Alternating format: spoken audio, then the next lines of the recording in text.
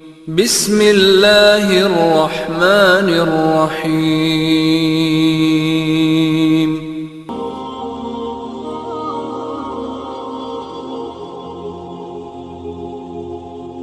اللہ تعالیٰ نے حضرت انسان کے لیے ہدایت کے من جملہ ذرائع میں سے ایک ذریعہ کتابیں اور صحیفے بنائے۔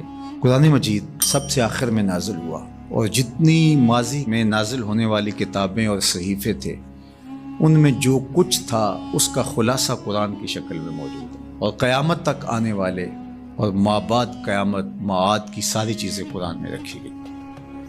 اور قرآن کے نازل ہوتے ہی باقی کتابیں منسوخ ہو گئی۔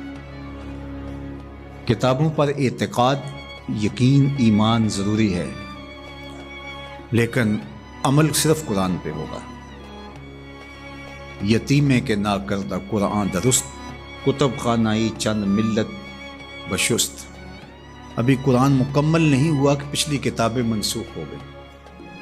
قرآن کے پہلے حرف سے ہی پچھلی کتابیں منسوخ ہو گئی۔ تاروں سے کہو اب کوچ کریں، خورشید منور آتا ہے۔ تو ہمارا پچھلی کتابوں پر ایمان لانا ضروریات دین سے ہے، لیکن عمل قرآن پہ ہوگا۔ اس وقت دنیا کا کوئی بھی مذہب، کسی بھی مذہب کا ماننے والا، وہ اپنے مذہب کی کتاب کو ہاتھ میں پکڑ کے یہ نہیں کہہ سکتا کہ یہ وہی کتاب ہے جو نازل ہوئی۔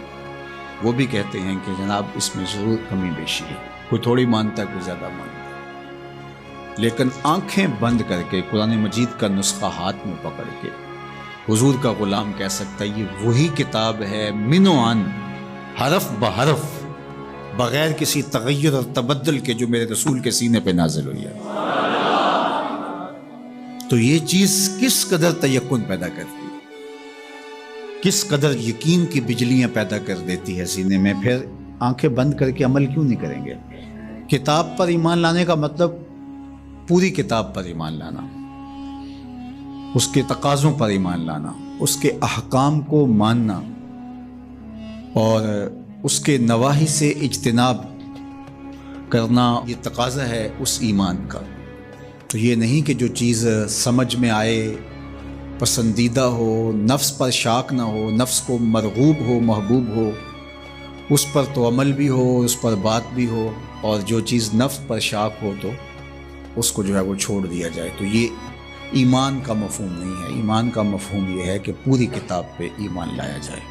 اور جبریل امین حضور کے قلب اطہر پر القاء کیا ہے قرآن کو، حضور کی زبان پہ نہیں اترا، حضور کے دل پہ اترا۔ بلکہ جب حضور کے قلب اطہر پر قرآن اترتا تو آقا کریم جلدی جلدی اس کو زبان پہ لاتے، تو آواز آئی لا تحرک بہ لسانک لتعجل بہ۔ اللہ اکبر، محبوب جلدی نہ کیجئے، جس رب نے قلب میں اتارا ہے وہ زبان پر بھی لے آئے۔ تو وہ حرف و صوت سے مرکب نہیں تھا، وہ ایک کیا اس کے لیے لفظ کہیں، چونکہ یہاں لفظ بھی دم توڑتے ہیں، یہاں حرف بھی سوختہ پا ہیں، یہاں تخیل کا مرغ عقل بھی تھک کے گر جاتا ہے۔ وہ جانے اور وہ جانے کیسے دیا ملائے اعلیٰ میں۔ وہ منظر بھی تو ہم دیکھتے ہیں کہ رب اپنے محبوب سے پوچھتا ہے کہ یہ فرشتے کیا بات کر رہے ہیں، تو حضور معذرت کرتے ہیں، تو اللہ تعالیٰ اپنا دست قدرت، اب یہاں اور کیا کہا جائے، کسی اور کا ہوتا تو ہاتھ کہہ لیتے، لیکن یہاں تو دست قدرت، فوضع کفہ بین کتفی، تو اس نے دست قدرت میرے دو کندھوں کے درمیان رکھا۔ تو پھر کیا ہوا، دست قدرت یہاں آیا، ٹھنڈ میرے سینے میں پڑ گئی۔ اللہ اکبر، فعلمت ما فی السماوات والارض، تو پھر کوئی کائنات کی چیز رہی نہ جو میرے سینے میں ڈال نہ دی گئی ہو۔ تو یہ ایک اور کیفیت ہے، اس کو آپ اس تدریس سے، یہ جو پھٹی کے ایک طرف استاد ہوتا ہے اور دوسری طرف شاگرد ہوتا ہے، درمیان میں نصاب پڑا ہوتا ہے، ایک یہ ہے، یہ طریق ہے، یہ بھی درست ہے، اس کا انکار نہیں ہے، لیکن یہ کیفیت اور ہے۔ ابسط ردا کا یا ابا ہریرہ، ابو ہریرہ کہا حضور مسئلہ بہت ہے، بہت کچھ سنتا ہوں، پتہ نہیں جاتا کہاں ہے، کہا چادر بچھاؤ۔